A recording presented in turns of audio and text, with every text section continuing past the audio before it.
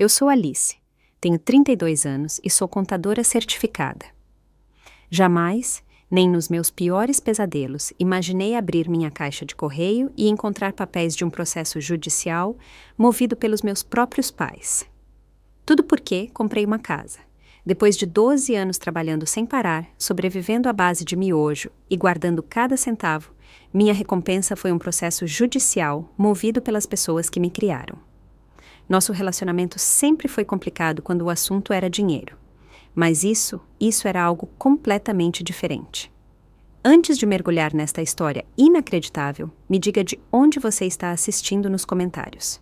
Não se esqueça de curtir e se inscrever se quiser ouvir mais histórias sobre dinâmicas familiares que deram terrivelmente errado. Crescer na casa dos Rezende significava viver sob regras financeiras rígidas que beiravam a obsessão. Meu pai, Osvaldo, sempre foi o mestre financeiro, enquanto minha mãe, Vânia, simplesmente seguia sua liderança sem questionar. Cada real que entrava em nossa casa era meticulosamente rastreado nos infames livros Razão do meu pai. Estes não eram meros registros de orçamento comuns, eram documentos abrangentes onde ele anotava cada centavo gasto, quem o gastou e se ele considerava a despesa necessária ou frívola. Quando eu tinha apenas 7 anos, ganhei R$ 20 da minha avó de aniversário. Animada, planejei comprar um bichinho de pelúcia que estava de olho no shopping. Mas antes que eu pudesse sequer colocar o dinheiro na minha pequena bolsa de unicórnio, meu pai interceptou. Alice, você precisa aprender sobre gestão de dinheiro cedo, ele disse, pegando a nota da minha mão.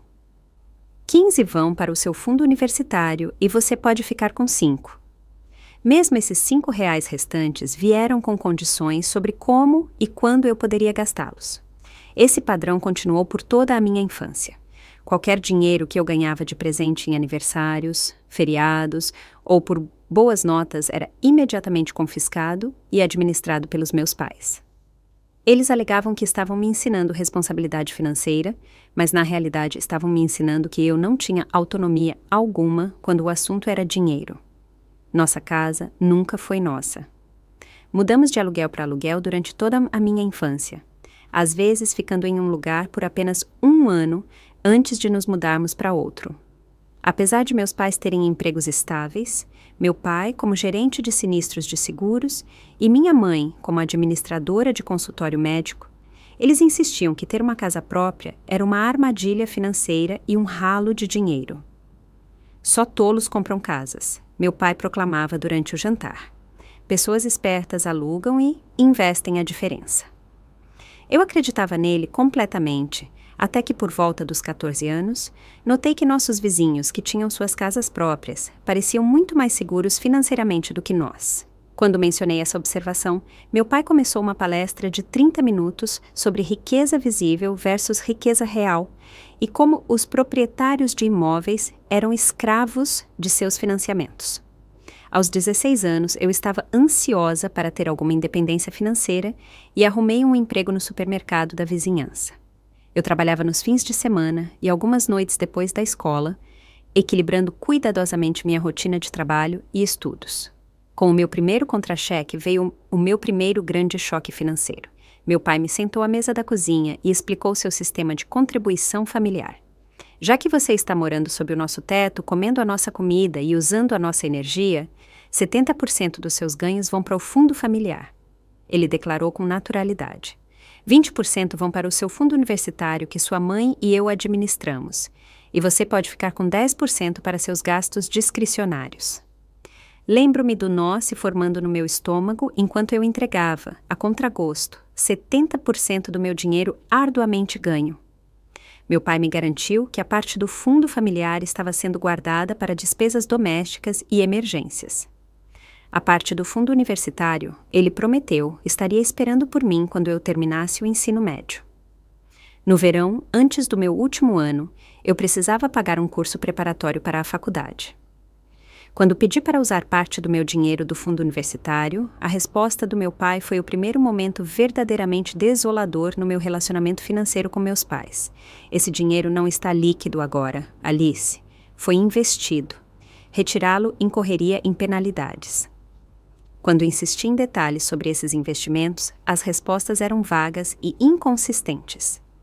Às vezes, o dinheiro estava em CDBs, outras vezes em fundos de investimento, ocasionalmente em investimentos privados, aos quais meu pai tinha acesso por meio de conexões de trabalho.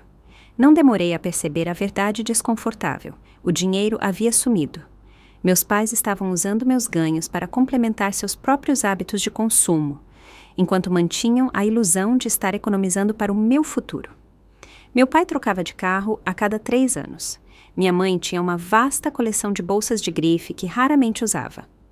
No entanto, nossas casas alugadas eram sempre modestas, e qualquer pedido meu para passeios escolares, aulas de música ou equipamentos esportivos era recebido com suspiros dramáticos sobre dificuldades financeiras. A desconexão entre os gastos pessoais deles e as supostas limitações financeiras da nossa família era chocante. Quando me formei no ensino médio, o sentimento de traição estava enraizado no meu coração. Meus pais não apenas haviam tomado a maior parte dos meus ganhos, sob falsos pretextos, mas também haviam me doutrinado com filosofias financeiras que serviam às necessidades deles, em vez de me prepararem para a independência. O dinheiro que supostamente estava sendo guardado para a minha educação havia desaparecido no abismo de suas despesas pessoais. E eu estava diante da perspectiva da faculdade de bolsos vazios e com um senso de confiança profundamente abalado. Quando as cartas de aprovação das faculdades chegaram, meus pais tinham ideias muito específicas sobre o meu futuro. Meu pai insistiu que eu cursasse direito, alegando que era o caminho de carreira mais prudente financeiramente. Advogado sempre tem segurança no emprego, ele dizia, e o retorno sobre o investimento em uma faculdade de direito é incomparável, mas eu havia descoberto uma paixão e aptidão por números durante o ensino médio, especialmente nas minhas aulas de contabilidade. A natureza ordenada de balancear os livros e a estrutura ética da gestão financeira adequada me atraíam de maneiras que os hábitos secretos de dinheiro do meu pai nunca atraíram. Quando anunciei minha intenção de me formar em contabilidade, a temperatura da casa caiu 20 graus. Contadores são apenas guarda-livros glorificados, meu pai zombou. Você vai desperdiçar seu potencial e limitar seus ganhos. Apesar da desaprovação dele, eu me matriculei na Universidade Estadual Paulista, Unesp, com foco em contabilidade. A resposta dos meus pais foi rápida e definitiva. Se eu não seguisse o conselho de carreira deles, eles não forneceriam apoio financeiro. Eu não estava totalmente surpresa, dado o histórico deles com o meu próprio dinheiro, mas a realidade de financiar a faculdade inteiramente por conta própria era assustadora. A Secretaria de Auxílio Financeiro se tornou minha segunda casa naquele primeiro semestre. Candidatei-me a todas as bolsas, auxílios e oportunidades de trabalho disponíveis. Minha grade horária era organizada em torno das minhas horas de trabalho e não o contrário. As manhãs eram para as aulas, as tardes para o trabalho de meio período na livraria da universidade, as noites para o call center do campus e as madrugadas de fim de semana para uma lanchonete 24 horas local. Dormir se tornou um luxo que eu nem sempre podia pagar. Minhas moradias no primeiro semestre eram igualmente humildes. A opção mais barata era um quarto triplo, na república mais antiga do campus. Minhas colegas de quarto eram Lia, uma estudante de enfermagem que veio de Minas Gerais, e Júlia, que desistiu depois de 6 semanas. Lia rapidamente se tornou mais do que uma colega de quarto. Ela foi minha primeira amiga de verdade que entendeu minha situação sem julgamento. Meus pais juntaram dinheiro para o meu irmão, mas não para mim. Ela me confidenciou uma noite enquanto ambas estudávamos sob as luzes das luminárias de mesa às 2 da manhã. Eles disseram que enfermagem era um desperdício para uma mulher que só vai se casar e ter filhos de qualquer maneira. Lia e eu formamos um laço de solidariedade em nossa experiência compartilhada de abandono financeiro parental. Dividíamos as compras de alimentos a granel, compartilhávamos livros didáticos sempre que possível e cobríamos uma à outra quando os turnos de trabalho conflitavam com palestras importantes. Tornamo-nos especialistas em transformar miojo em algo que se assemelhava a uma refeição balanceada, adicionando vegetais congelados e ovos quando podíamos pagar. Meu segundo ano trouxe um ponto de virada crucial na minha educação financeira. O professor Ricardo Matos, que lecionava contabilidade intermediária, notou meu desempenho consistentemente superior, apesar do meu cansaço óbvio. Um dia, depois da aula, ele me convidou para o horário de atendimento dele. Você tem um talento natural para esta área, ele disse, mas você está se exaurindo. Já considerou se candidatar à Bolsa de Mérito do Departamento de Contabilidade? Eu não sabia que existia uma bolsa tão específica. O professor Ricardo não apenas me ajudou a me candidatar, mas também escreveu uma recomendação entusiasmada. A bolsa cobriu metade da minha mensalidade pelos anos restantes, permitindo-me largar um dos meus 3 empregos e, ocasionalmente, dormir mais de 4 horas por noite. Mais importante, o professor Ricardo se tornou meu mentor de maneiras que transcendiam o acadêmico. Ele me ensinou sabedoria financeira prática que contradizia muito do que meus pais haviam me incutido. Onde meu pai afirmava que crédito era sempre ruim, o professor Ricardo explicava o uso responsável do crédito para construir um histórico financeiro. Onde meus pais insistiam que ter casa própria era para tolos, ele compartilhou como sua casa modesta havia se valorizado e proporcionado estabilidade durante crises econômicas. Segurança financeira não é seguir regras rígidas. Ele explicou. É tomar decisões informadas que se alinham com seus valores e objetivos de longo prazo. Este conceito foi revolucionário para mim. A ideia de que o dinheiro poderia ser uma ferramenta para criar a vida que eu queria, em vez de um recurso escasso a ser acumulado e controlado, mudou toda a minha perspectiva. Comecei a estudar finanças pessoais paralelamente aos meus cursos de contabilidade, devorando livros sobre estratégias de investimento e construção de patrimônio. Meu novo conhecimento financeiro levou a conflitos crescentes com meus pais durante as visitas de feriado. Quando mencionei a abertura de uma previdência privada com minhas pequenas economias do meu horário de trabalho reduzido, meu pai descartou isso como jogatina no mercado de ações manipulado. Quando compartilhei os insights do professor Ricardo sobre a construção responsável de crédito, minha mãe me alertou que eu estava sendo enganada pela propaganda bancária. O ponto de ruptura final veio durante as férias de Páscoa do 3º ano. Eu tinha ficado no campus para trabalhar em turnos extras e meus pais fizeram uma visita surpresa. O que eles realmente queriam era acesso às minhas contas bancárias. Estamos preocupados com suas decisões financeiras, meu pai explicou, deslizando um formulário pela mesa da cantina da faculdade. Queremos ser adicionados como usuários autorizados em suas contas para monitorar seus gastos e economias. Olhei para um formulário em descrença. Eu tenho 20 anos, estou me sustentando inteiramente sozinha. Por que vocês precisariam de acesso às minhas contas? Por que você está tomando decisões ingênuas, baseadas em teorias de livros didáticos? Ele respondeu. Você precisa de orientação do mundo real. Quando recusei, minha mãe começou a chorar, alegando que minha rebeldia financeira estava despedaçando a família. Meu pai sugeriu que minha independência era um sinal de egoísmo e ingratidão. Eu mantive minha posição e eles deixaram o campus sem falar comigo pelos próximos 3 meses. Naquele verão, em vez de voltar para casa, aluguei um apartamento barato com Lia e trabalhei em tempo integral em um estágio de contabilidade que o professor Ricardo havia me ajudado a conseguir. Pela primeira vez, comecei a contemplar seriamente um futuro onde eu teria minha própria casa, contradizendo diretamente tudo o que meus pais haviam me ensinado sobre a propriedade ser uma armadilha. A semente desse sonho se enraizou e comecei a pesquisar requisitos de financiamento e estratégias de poupança enquanto completava meu diploma.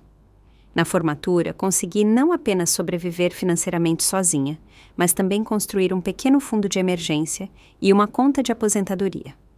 Consegui um emprego em uma respeitada firma de contabilidade, a Pacheco e Mendonça Consultoria, e meu relacionamento com meus pais se estabeleceu em uma trégua distante, onde evitávamos discutir dinheiro por completo. Eu não percebi, então, que essa paz inquietante era apenas a calmaria antes da tempestade. Minha posição inicial na Pacheco e Mendonça veio com um salário que parecia astronômico em comparação com meus ganhos da faculdade. Mesmo depois de orçar um apartamento modesto de 1 quarto, roupas profissionais e pagamentos de empréstimos estudantis, eu tinha mais renda discricionária do que nunca. A tentação de melhorar meu estilo de vida era forte, especialmente quando eu via como meus colegas viviam. Mas a memória da insegurança financeira ainda estava fresca. Em vez de esbanjar, criei um plano financeiro detalhado com um único objetivo principal: a casa própria. Com base nos preços dos imóveis, projeções salariais e taxas de poupança, calculei que levaria aproximadamente 10 anos para economizar o suficiente para um pagamento inicial em uma casa modesta em um bairro decente. O plano exigia que eu continuasse a viver como uma estudante, apesar do meu salário profissional. Meu apartamento era mobiliado principalmente com móveis de segunda mão e achados de brechó. Meu guarda-roupa consistia em uma coleção cápsula de roupas profissionais que se combinavam, compradas em liquidações. Eu preparava minhas refeições religiosamente para evitar a tentação de pedir delivery e rastreava cada despesa em um aplicativo de orçamento. Quando colegas saíam para happy hours ou viagens de fim de semana, eu frequentemente recusava, usando compromissos de trabalho como desculpa, em vez de admitir que estava economizando quase 70% do meu salário líquido. Lia, que havia se tornado enfermeira no hospital universitário, continuava sendo minha amiga mais próxima e ocasional voz da razão. Você precisa de algum equilíbrio, Alice. Ela me lembrava durante nossos encontros mensais para o café, a única indulgência regular que eu me permitia. Economizar para o futuro é importante, mas viver o agora também é. Ela estava certa, mas encontrar esse equilíbrio era desafiador quando o objetivo da casa própria parecia tão importante. Representava tudo o que meus pais haviam me negado: estabilidade, autonomia e a prova tangível de que a filosofia financeira deles estava errada. Cada real economizado era um pequeno ato de rebelião contra os ensinamentos deles. 3 anos após o início da minha carreira, conheci Bruno em um workshop de desenvolvimento profissional. Ele era um engenheiro de software que abordava as finanças com a mesma mentalidade analítica que eu, mas com uma perspectiva mais saudável sobre aproveitar o presente enquanto construía o futuro.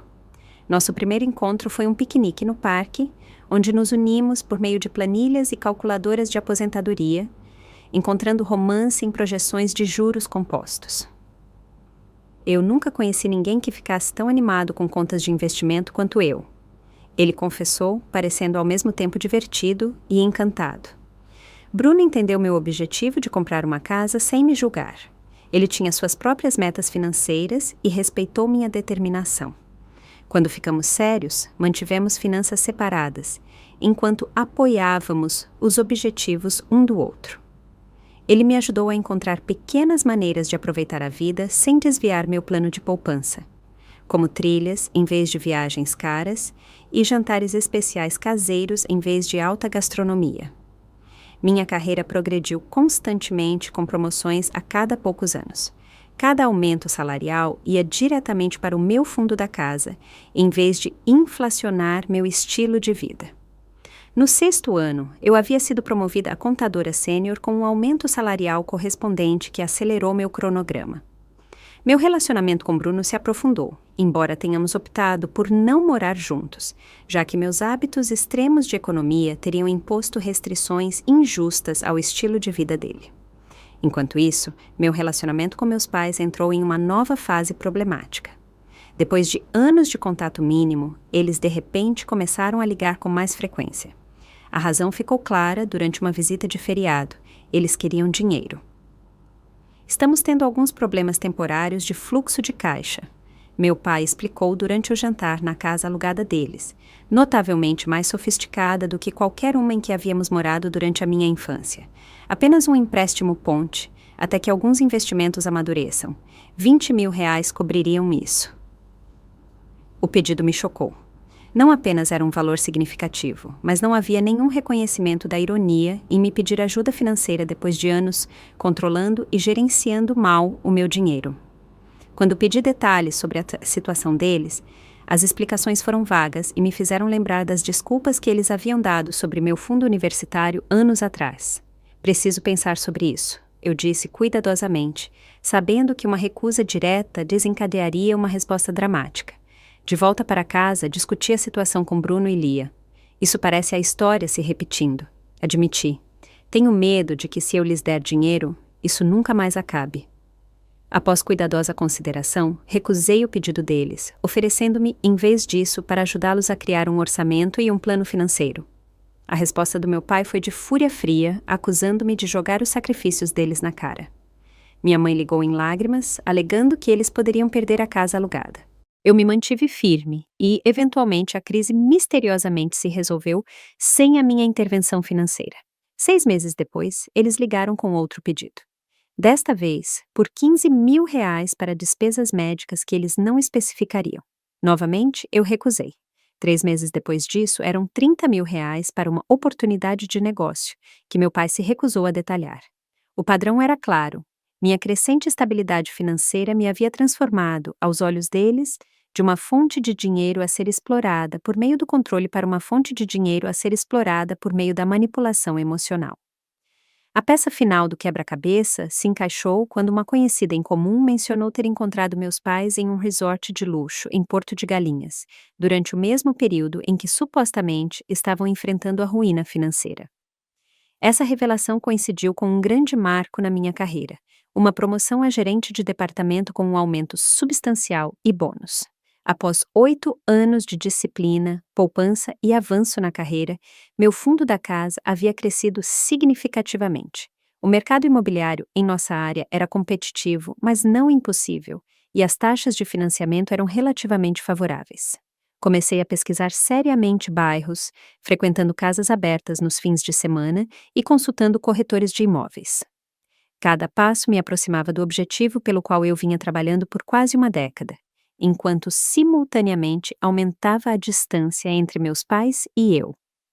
Tomei a decisão consciente de não informá-los sobre meus esforços para encontrar uma casa, sabendo que a resposta deles seria apenas negativa e potencialmente interferidora. No 12º ano da minha carreira, aos 32 anos, as peças finalmente se alinharam. Minhas economias eram suficientes para um pagamento inicial de 20%, mais custos de cartório e impostos, e um fundo de emergência. Meu score de crédito era excelente, graças a anos de gestão financeira cuidadosa.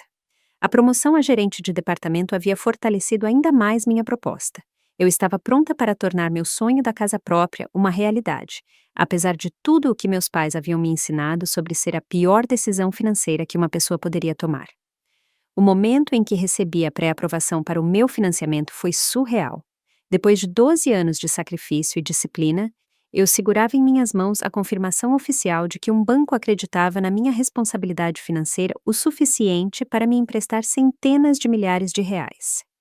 Lembro-me de sentar no meu carro do lado de fora do escritório do agente financeiro, olhando para a papelada e sentindo uma estranha mistura de euforia e justificação. Bruno foi a primeira pessoa que liguei. Parabéns, caçadora de casas, ele disse calorosamente. Isso pede uma comemoração. Uma comemoração com preço razoável, é claro. Naquele fim de semana, comemoramos com uma garrafa de espumante na varanda do meu apartamento, brindando ao próximo capítulo da minha vida. No dia seguinte, o negócio sério da caça à casa começou para valer. Eu tinha uma visão clara do que queria. Uma casa modesta de 2 quartos em um bairro seguro, com uma distância razoável para o meu escritório. Minha corretora de imóveis, Adriana, foi incrivelmente direta sobre o processo.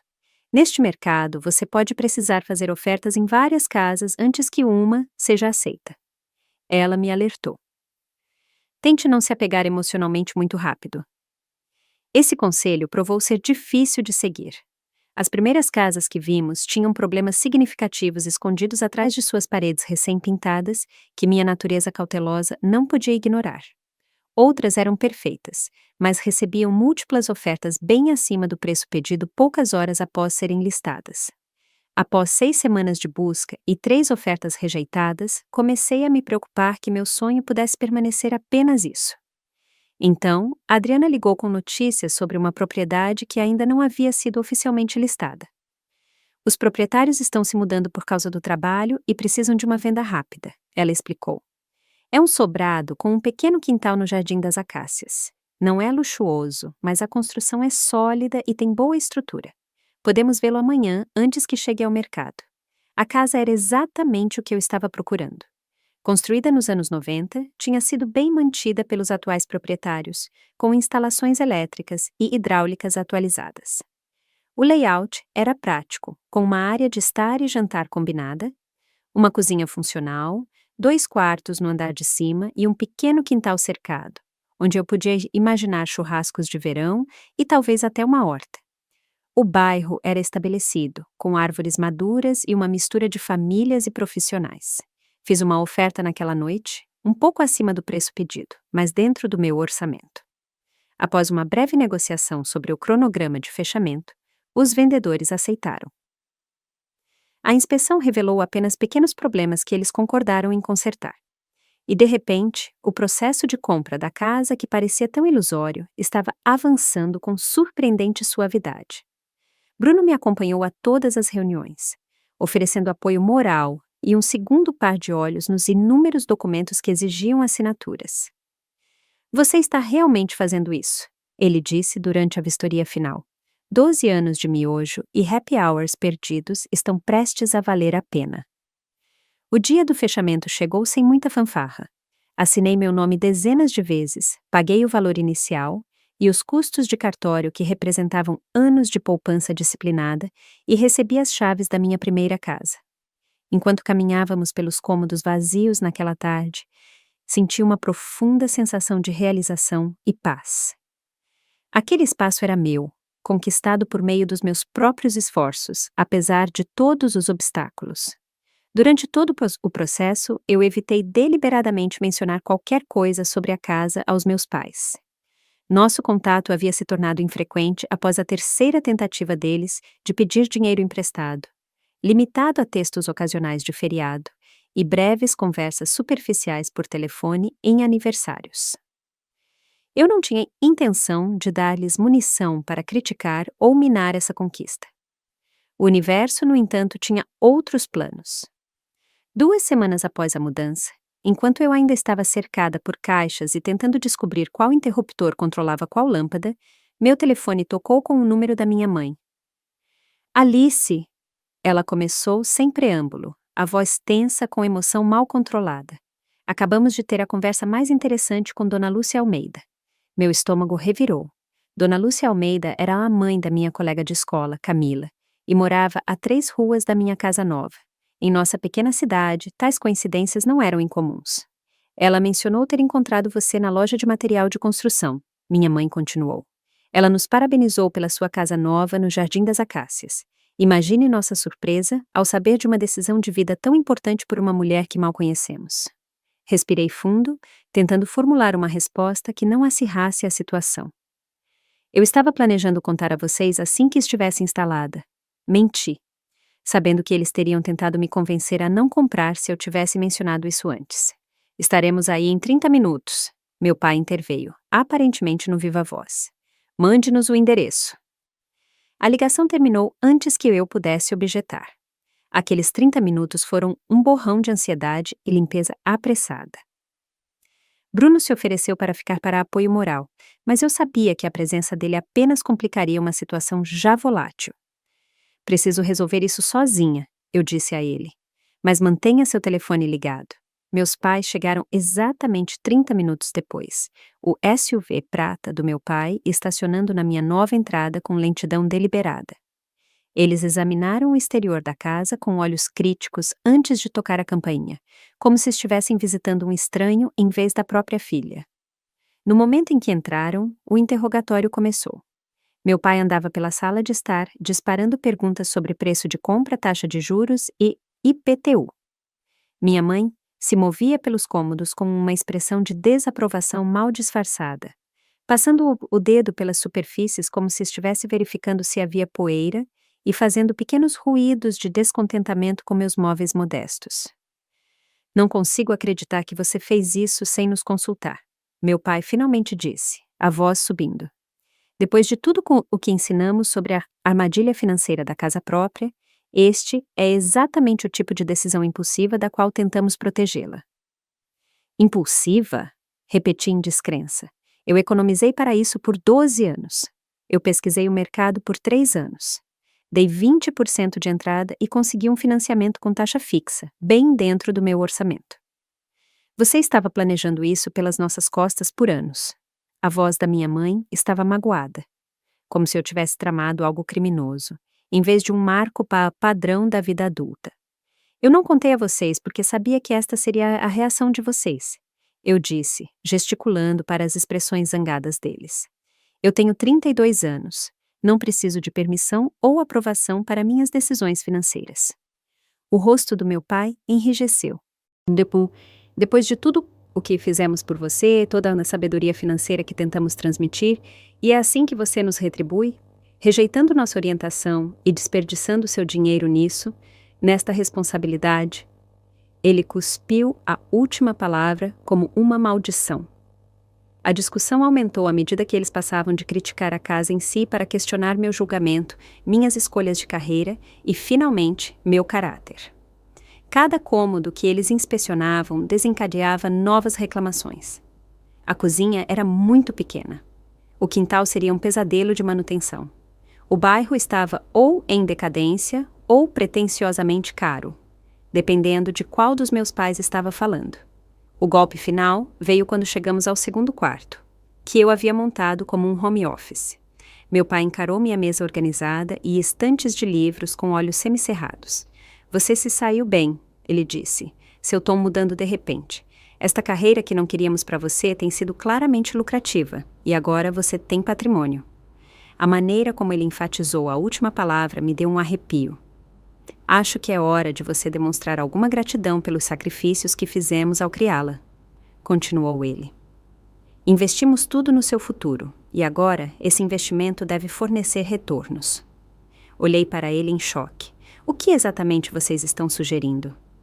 Somos seus pais, Alice. Temos o direito de compartilhar o seu sucesso. Estimamos que criá-la custou aproximadamente R$400 mil. Agora que você está adquirindo uma propriedade valiosa, é hora de discutir o pagamento. A conversa desceu a ameaças e ultimatos. Eles queriam que eu vendesse a casa e lhes desse metade dos lucros, ou que eu fizesse um empréstimo com garantia imobiliária para pagar minha dívida com eles. Quando recusei ambas as opções, meu pai fez a ameaça que mudaria tudo. Se você não reconhecer suas obrigações financeiras para conosco voluntariamente, temos outras opções. Não se esqueça de que sua mãe e eu temos registros detalhados de cada centavo que gastamos com você. Os tribunais reconhecerão nosso investimento no seu futuro.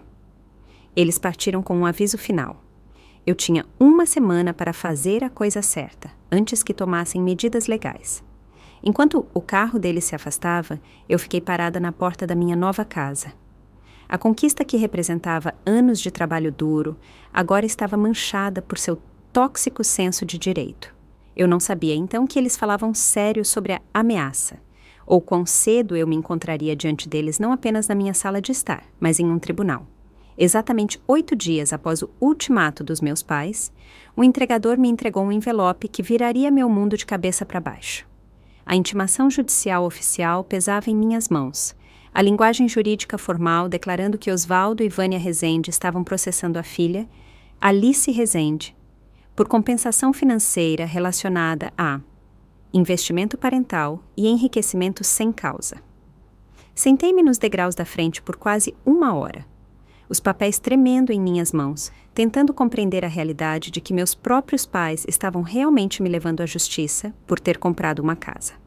O processo alegava que eles tinham direito a 50% do valor da minha casa como retorno sobre o investimento, por apoio financeiro e emocional fornecido durante os anos de formação. Eles estavam pedindo ao tribunal para forçar a venda da minha casa ou exigir que eu lhes pagasse metade do seu valor de avaliação.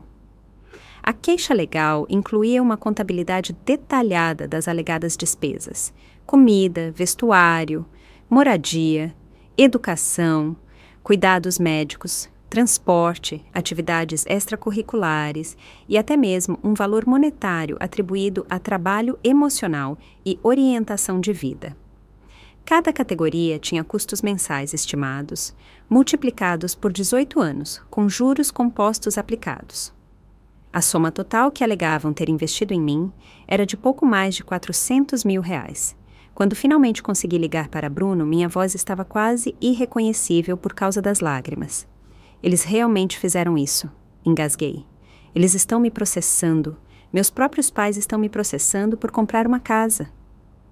Bruno chegou em 20 minutos, trazendo Lia com ele. Eles me encontraram ainda sentada nos degraus, incapaz de superar o choque de uma traição tão profunda. Isso é insano, disse Lia, depois de ler os documentos. Pais não podem cobrar dos filhos por criá-los. Não é assim que a família funciona. Bruno já estava pesquisando em seu telefone. Você precisa de uma advogada, Alice. Uma boa. Este pode ser um processo ridículo, mas você ainda precisa responder corretamente. Na manhã seguinte, liguei para o trabalho e avisei que estava doente pela primeira vez na minha carreira e comecei a entrar em contato com advogados. Depois de 3 consultas com advogados que pareciam excessivamente desinteressados ou ansiosos para escalar o drama familiar, encontrei Renata Sampaio. Sua resposta ponderada e clara experiência em direito de família a tornaram a escolha óbvia. Eu já vi casos como este antes, doutora Renata explicou durante nossa primeira reunião. Raramente são bem-sucedidos, mas podem ser emocionalmente exaustivos e caros de defender.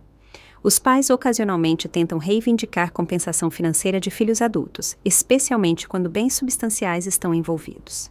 Os tribunais geralmente reconhecem que os pais têm a obrigação legal de sustentar seus filhos menores sem expectativa de reembolso.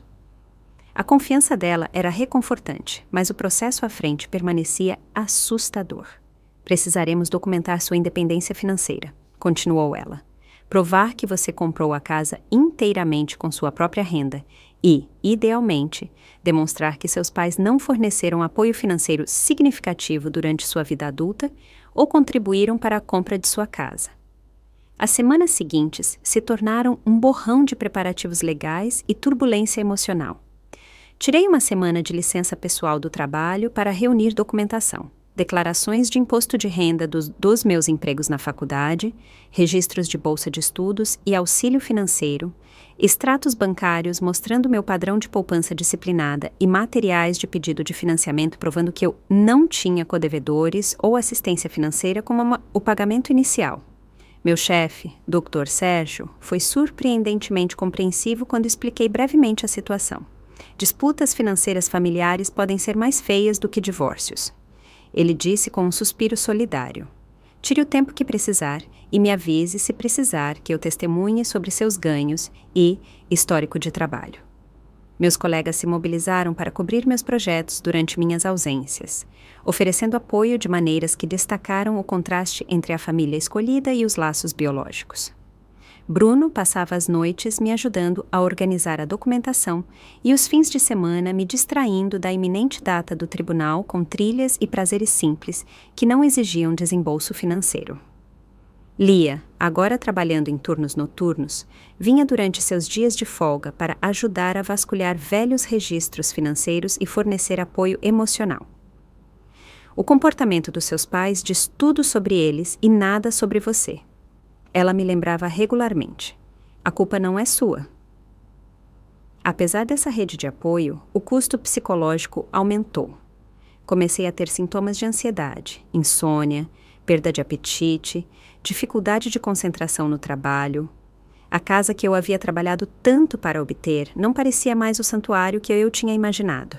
Cada rangido e som de acomodação à noite se tornava os passos dos meus pais vindo para tirar o que eu havia conquistado.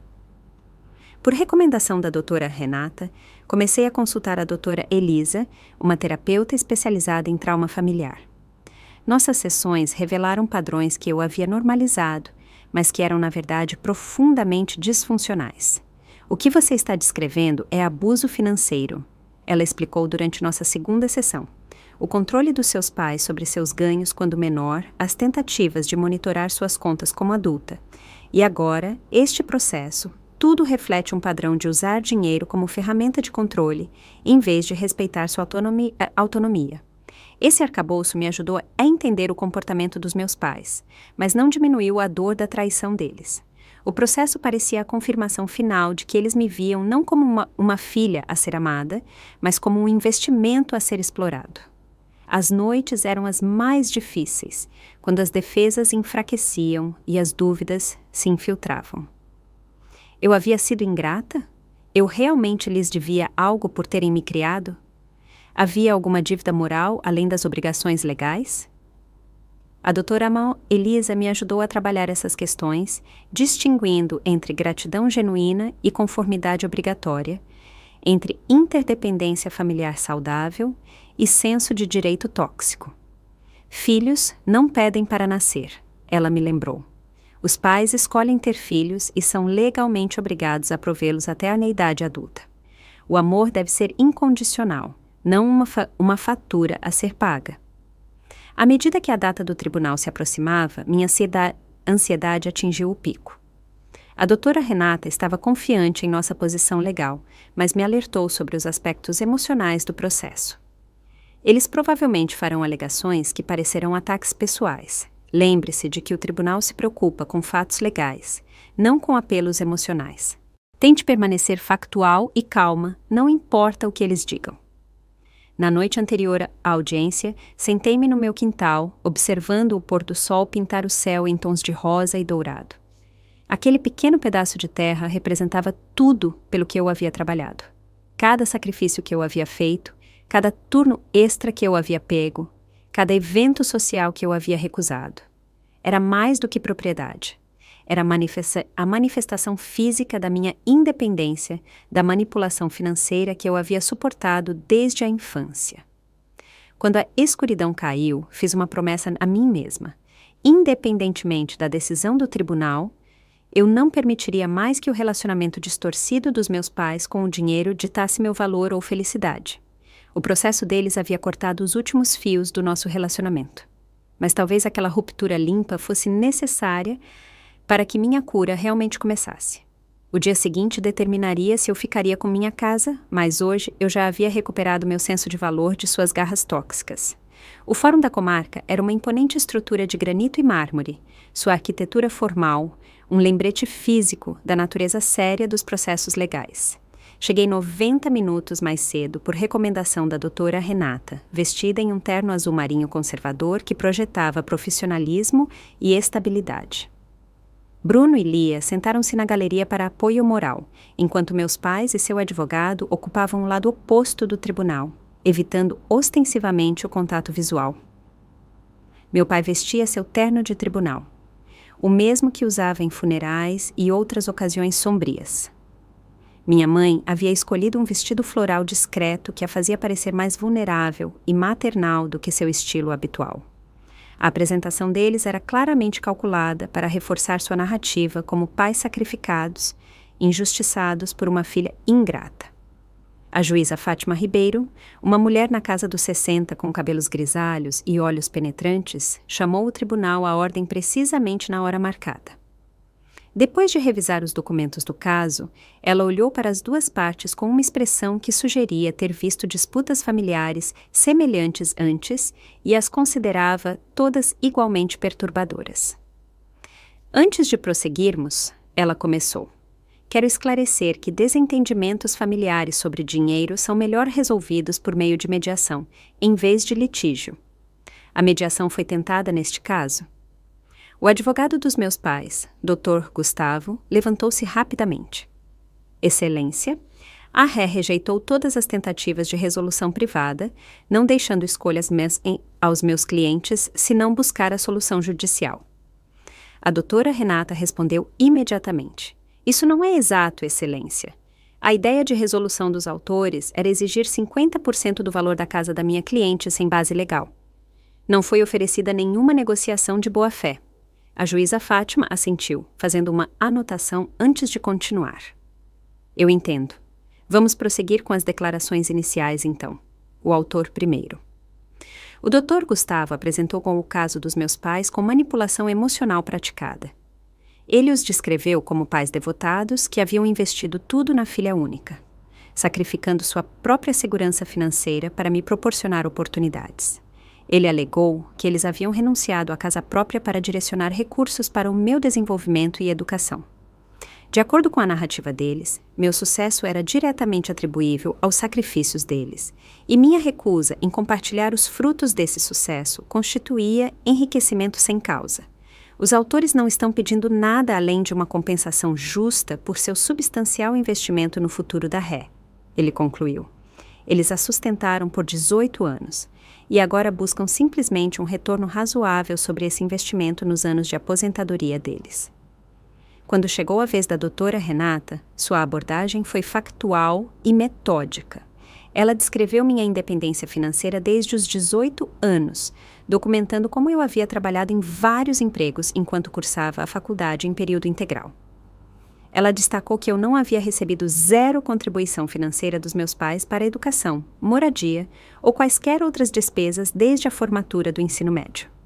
Mais importante, ela enfatizou que a casa havia sido comprada inteiramente com minha renda conquistada após 12 anos de cuidadosa poupança. Excelência. Não há base legal para a reivindicação dos autores. Ela declarou claramente. Os pais têm uma obrigação legal de sustentar filhos menores sem expectativa de reembolso. Alice Rezende comprou sua casa com fundos que ela mesma ganhou e economizou sem contribuição financeira dos autores. Além disso, demonstraremos que, longe de a apoiarem financeiramente, os autores, de fato, tomaram porções substanciais da própria renda conquistada pela senhora Rezende durante a adolescência, sob o pretexto de guardá-la para a educação dela, dinheiro que nunca foi devolvido ou contabilizado. A juíza Fátima pareceu particularmente interessada neste último ponto, fazendo anotações adicionais antes de gesticular para que a fase de depoimentos começasse. Meus pais foram os primeiros, cada um subindo ao banco para detalhar sua versão da minha criação, com ênfase em seus sacrifícios financeiros. Meu pai apresentou planilhas documentando os custos estimados de me criar, enquanto minha mãe forneceu depoimentos emocionais sobre abrir mão de férias e itens de luxo para prover minhas necessidades. Durante o interrogatório, a doutora Renata desmantelou metodicamente a narrativa deles. Ela questionou meu pai sobre a contribuição familiar de 70% que ele havia exigido dos meus ganhos na adolescência, perguntando para onde esses fundos tinham ido e por que nunca haviam sido devolvidos. Ela pressionou minha mãe sobre as frequentes viagens deles e sua coleção de bolsas de grife, o que contradizia suas alegações de dificuldade financeira. De forma mais eficaz, ela os fez confirmar que eles haviam fornecido zero apoio financeiro para a minha faculdade, apesar de alegarem isso como parte de seu investimento. Quando chegou a minha vez de testemunhar, a doutora Ana Renata me guiou pela minha jornada financeira. Descrevi ter trabalhado em vários empregos durante toda a faculdade, enquanto mantinha um alto coeficiente de rendimento, CR, as bolsas e o auxílio financeiro que eu havia garantido de forma independente, e o regime de poupança disciplinada que segui por 12 anos para poder pagar minha casa. Forneci extratos bancários mostrando depósitos regulares de empregadores legítimos e o crescimento gradual das minhas economias por meio de contribuições consistentes, em vez de grandes presentes ou lucros inesperados. O depoimento mais poderoso, no entanto, veio de aliados inesperados. O professor Ricardo Matos viajou por 3 horas para comparecer como testemunha de caráter, testemunhando sobre minha excelência acadêmica, apesar de trabalhar em vários empregos, e confirmando que eu não havia recebido apoio financeiro parental durante a faculdade. Alice foi uma das minhas alunas mais dedicadas. Ele afirmou firmemente. Ela frequentemente chegava à aula exausta de turnos noturnos, mas mantinha notas excepcionais por pura determinação. Ela mencionou várias vezes que era inteiramente autossuficiente, pois seus pais acreditavam que a independência financeira era uma lição de vida importante. Dona Helena, minha ex-vizinha do ensino médio, testemunhou ter me observado sair para empregos matinais antes da escola e trabalhar em turnos noturnos durante toda a minha adolescência. Eu a via esperando o ônibus com seu uniforme de supermercado às 5:30 da manhã, nos fins de semana, ela recordou. Nenhum adolescente trabalha essas horas a menos que precise. O depoimento mais prejudicial para o caso dos meus pais veio de seu João, o gerente do meu emprego no supermercado do ensino médio. Ele havia mantido registros meticulosos e se lembrava de mim especificamente por causa de uma situação incomum. O pai de Alice veio até mim pedindo que depositássemos os cheques dela em uma conta que ele controlava. Seu João explicou. Eu recusei, pois é política da empresa pagar os funcionários menores de idade diretamente, a menos que a lei exija o contrário. Ele estava bastante insistente em ter controle sobre os ganhos dela. À medida que o depoimento continuava, a expressão da juíza Fátima ficou cada vez mais preocupada ao ouvir sobre as táticas de controle financeiro dos meus pais. O ponto de virada veio durante o novo interrogatório do meu pai, quando a doutora Renata perguntou sobre investimentos específicos feitos com meu fundo universitário. O senhor testemunhou anteriormente que investiu o fundo universitário de Alice para o benefício dela, começou a doutora Renata. O senhor pode fornecer documentação desses investimentos e seu valor atual? Meu pai se mexeu desconfortavelmente. Esses registros seriam difíceis de localizar depois de tantos anos. O senhor manteve contas separadas para esses fundos ou eles foram misturados com suas finanças pessoais? Mantivemos uma abordagem de investimento unificada por eficiência. Então, o senhor depositou os ganhos de Alice em suas próprias contas para fins de gestão? Sim. E quando Alice precisou desse dinheiro para a faculdade, o senhor lhe disse que estava indisponível. Onde exatamente estavam esses fundos naquele momento? A compostura do meu pai finalmente quebrou. Nós tínhamos despesas domésticas. Nós a sustentamos por 18 anos. Aquele dinheiro era compensação por tudo o que investimos nela. O tribunal ficou em silêncio com este desabafo. A juíza Fátima inclinou-se para a frente, a expressão severa. Senhor Rezende, o senhor está testemunhando que se apropriou dos ganhos de sua filha para seu próprio uso enquanto lhe dizia que estava economizando para a educação dela? A subsequente tentativa do meu pai de voltar atrás apenas piorou sua posição. Quando a doutora Renata terminou seu interrogatório, a verdadeira natureza do relacionamento financeiro dos meus pais comigo estava dolorosamente clara para todos no tribunal.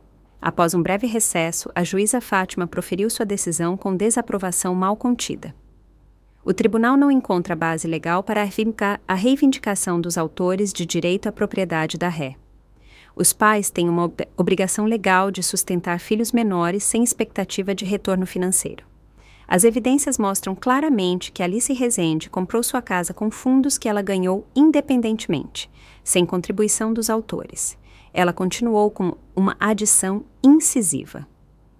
Além disso, as evidências sugerem que os autores podem ter se apropriado indevidamente dos ganhos da adolescência da ré para seu próprio uso sob falsos pretextos. Embora esse assunto esteja além do escopo do processo de hoje, o tribunal observa que a senhora Rezende provavelmente teria motivos para sua própria reivindicação em relação a esses fundos, caso decida prosseguir. O caso foi arquivado, o que significava que meus pais não poderiam reentrar com a mesma ação. A juíza Fátima também tomou a medida incomum de ordenar que meus pais pagassem minhas custas judiciais, citando a natureza frívola e vexatória do processo deles. Enquanto o tribunal começava a se esvaziar, eu permaneci sentada, dominada por emoções conflitantes. A vitória legal parecia vazia diante da finalidade da ruptura familiar que representava. Meus pais saíram sem falar comigo, o rosto do meu pai rígido de raiva, minha mãe recusando-se a encontrar meus olhos.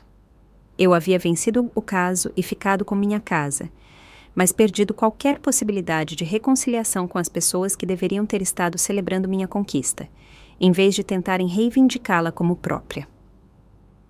Enquanto a doutora Renata guardava sua pasta, ela ofereceu uma perspectiva que ajudaria a moldar meu caminho a seguir. A família deve te levantar, não te derrubar. Às vezes, a família mais saudável é aquela que você escolhe, não a que te é dada pelo sangue. Olhando para Bruno e Lia, esperando com apoio na porta, percebi a verdade em suas palavras. A família que realmente me apoiou não era aquela que estava me processando por minhas conquistas, mas aquela que estava as celebrando. Os dias que se seguiram ao caso judicial foram uma tempestade de emoções contraditórias. O alívio de que minha casa permanecia seguramente minha se misturava à dor pela destruição final dos meus relacionamentos familiares. A justificação pela decisão da juíza competia com dúvidas persistentes sobre se eu poderia ter evitado esse resultado. A batalha legal havia terminado, mas as consequências emocionais estavam apenas começando. Na primeira semana, me joguei no trabalho físico pela casa, pintando paredes e montando móveis até que a exaustão me obrigasse a dormir. Era mais fácil focar em melhorias tangíveis do que processar a realidade de que meus pais literalmente me processaram por ousar alcançar a independência financeira nos meus próprios termos. Cada melhoria na casa se tornou um ato de desafio e cura. Uma declaração de que aquele espaço era meu, apesar das tentativas deles de reivindicá-lo. Você não precisa fazer tudo de uma vez. Bruno observou gentilmente uma noite, me encontrando lixando obsessivamente portas de armário à meia-noite. A casa não vai a lugar nenhum, eu também não. A presença constante dele se tornou minha âncora naquelas primeiras semanas turbulentas. Ele entendia quando eu precisava de espaço e quando eu precisava de companhia, trazendo comida pronta nas noites em que cozinhar parecia esmagador e trabalhando silenciosamente em seu laptop por perto quando eu não conseguia ficar sozinha com meus pensamentos. Sem me pressionar por compromisso ou decisões sobre nosso relacionamento, ele simplesmente apareceu de forma consistente, provando por meio de ações em vez de palavras que nem todo mundo que te ama mantém um livro-razão do que lhes é devido em troca. Lia organizou uma pequena festa de inauguração um mês após o caso judicial, convidando apenas pessoas que conheciam a situação e me apoiavam incondicionalmente. O professor Ricardo veio, trazendo uma planta e sabedoria. Seus pais te ensinaram quem não se tornar. Essa é uma lição valiosa, embora não a que eles pretendiam. Meus colegas trouxeram presentes práticos e deixaram as discussões sobre o trabalho no escritório. Por algumas horas, risos encheram os cômodos que haviam testemunhado apenas estresse e lágrimas nas últimas semanas. À medida que o verão avançava, comecei a frequentar um grupo de apoio para adultos com relacionamentos familiares disfuncionais. Ouvir outros compartilharem experiências de manipulação, controle e traição parental ajudou a normalizar minha própria situação. Eu não estava sozinha em ter pais que viam os filhos como investimentos, em vez de indivíduos para serem nutridos. Eu não era unicamente ingrata ou defeituosa por estabelecer limites e me proteger. O afastamento familiar às vezes é a opção mais saudável, explicou a facilitadora do grupo durante uma sessão particularmente difícil. Continuar relacionamentos tóxicos por obrigação apenas perpétua padrões prejudiciais. Às vezes, o amor significa se afastar até que ocorra uma mudança real, mesmo que essa mudança nunca chegue. Aos poucos, comecei a transformar minha casa em um verdadeiro lar, um cômodo de cada vez. A sala de estar se tornou um espaço de reunião para noites de jogos com amigos. A cozinha, antes uma fonte de ansiedade sobre frugalidade e escassez, tornou-se um lugar de experimentação e abundância, enquanto eu aprendia a cozinhar refeições que nutriam em vez de apenas sustentar. O quintal ganhou uma pequena horta. Cada planta que crescia era um símbolo de paciência e cuidado. Mais significativamente, transformei o quarto de hóspedes de um home office arranjado às pressas em um espaço multifuncional que refletia minhas prioridades em evolução. Um canto abrigava uma poltrona confortável ao lado de estantes cheias de sabedoria financeira que eu gostaria de ter tido acesso na juventude. Outro continha uma escrivaninha para projetos criativos, em vez de apenas trabalho. As paredes exibiam fotografias da família escolhida e conquistas que me davam orgulho, criando um lembrete visual de quão longe eu havia chegado. 6 meses após o caso judicial, recebi uma carta inesperada da minha mãe. Dentro, não havia o pedido de desculpas que eu poderia ter esperado, mas um pedido para nos encontrarmos e deixar o desagradável para trás. Não havia reconhecimento de erro, nem indicação de que algo fundamental havia mudado em sua perspectiva. Depois de discutir com a doutora Elisa, respondi com limites claros. Eu consideraria reconstruir um relacionamento apenas depois que eles demonstrassem compreensão do porquê de suas ações terem sido prejudiciais e respeitassem minha autonomia dali em diante. A resposta deles foi reveladora em sua ausência. Meus limites eram aparentemente um preço muito alto para a reconciliação. Embora a finalidade dessa percepção tenha trazido nova dor, também trouxe clareza. Eu não podia mudar meus pais ou fazê-los me ver como uma pessoa em vez de uma posse. Eu só podia mudar como eu respondia a eles e o que eu permitia na minha vida. Quando se aproximava o aniversário de 1 ano da casa própria, Bruno me surpreendeu com um capacho personalizado com a frase: "Conquistada, não dada". Aquele pequeno gesto de compreensão me encheu os olhos de lágrimas e cristalizou a lição mais profunda desta jornada dolorosa. A verdadeira segurança não vem do que os outros fornecem, mas do que construímos nós mesmos. Tijolo por tijolo, escolha por escolha, dia após dia. A sabedoria financeira que obtive através desta experiência se tornou algo que senti a necessidade de compartilhar. Com o incentivo do professor Ricardo, comecei a ser voluntária em um centro comunitário local, ensinando educação financeira básica a jovens adultos que estavam saindo de abrigos e a outros sem orientação financeira familiar. Ajudar esses jovens a entender limites financeiros saudáveis e habilidades práticas para a independência se tornou uma maneira de transformar minha dor em propósito. Você explica essas coisas de um jeito diferente, me disse um participante depois de um workshop sobre construção responsável de crédito. É como se você realmente entendesse o quão assustador é descobrir sobre dinheiro quando ninguém te ensinou direito. Esse comentário levou a mais workshops, eventualmente se expandindo para uma série regular patrocinada por cooperativas de crédito locais. O currículo que desenvolvi abordava especificamente a independência financeira para aqueles com dinâmicas familiares desafiadoras, cobrindo não apenas habilidades práticas, mas também os aspectos emocionais e psicológicos do dinheiro que a educação financeira tradicional frequentemente negligencia. Hoje, minha casa é totalmente minha em todos os sentidos. Os pagamentos do financiamento representam liberdade, não um fardo. Cada cômodo reflete escolhas feitas por desejo, em vez de privação. A disciplina financeira, que antes parecia uma prisão de necessidade, se transformou em uma ferramenta para criar a vida que eu realmente quero. Não uma ditada pelas expectativas ou exigências de terceiros. Eu e Bruno estamos agora noivos, planejando um futuro que honra a união e a independência. Estamos discutindo a união de lares, mantendo limites financeiros saudáveis, criando uma parceria construída no respeito mútuo em vez de controle ou obrigação. As lições aprendidas com o exemplo dos meus pais servem como um lembrete constante das dinâmicas de relacionamento que escolhemos explicitamente evitar. A mudança mais profunda, no entanto, foi interna. Não busco mais validação ou aprovação de pessoas incapazes de fornecê-la. Eu reconheço que a família é definida por cuidado e respeito mútuos, não apenas por parentesco de sangue. Mais importante, eu entendo que o amor não mantém um balanço patrimonial e presentes verdadeiros vêm sem faturas anexadas. Se você está assistindo a isso e lutando com dinâmicas familiares semelhantes em torno de dinheiro ou controle, saiba que você não está sozinho. Estabelecer limites saudáveis não é egoísta. É essencial para o seu bem-estar. Suas conquistas pertencem a você, e ninguém tem o direito de reivindicá-las como suas. Você já experimentou controle ou manipulação financeira de membros da família? Como você lidou com isso? Compartilhe sua história nos comentários abaixo. E se isso ressoou com você, por favor, curta e se inscreva para mais conversas autênticas sobre como navegar por dinâmicas familiares difíceis.